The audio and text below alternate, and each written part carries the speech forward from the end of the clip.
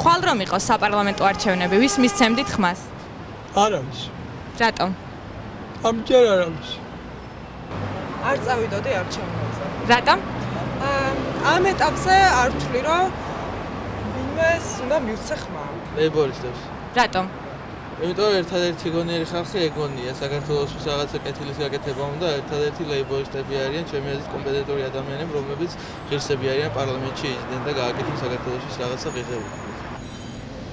ამ მთავრობას არა, ამ პარლამენტს არა. ძველი ჯობია მათ.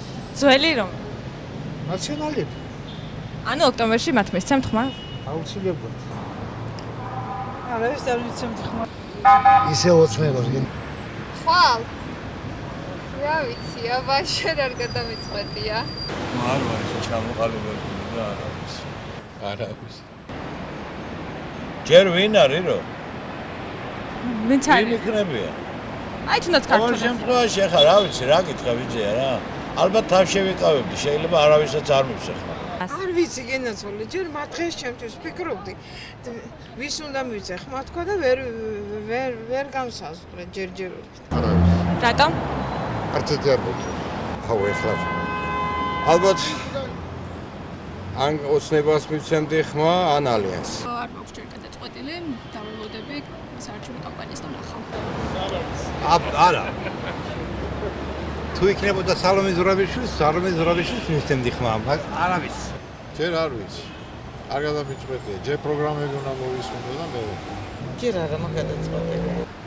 ჯერ არ მიფიქრია შვილო. და კიდე შევხედა ვირაში მოთავაზებს როგორ იქნება.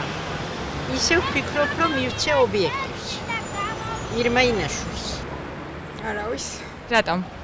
იმიტომ რომ ვერ ვხედავ რეალურ ადამიანს დღევანდელ პოლიტიკაში, ისეც რომელსაც შეიძლება რომ ვანდოს საკუთარი ქვეყნის პარლამენტი. ეგ ჩემს სუბიექტური და პირადი აზრია და იცი რა გენაცვალე. იმ არჩევნებზე არც დავდიო.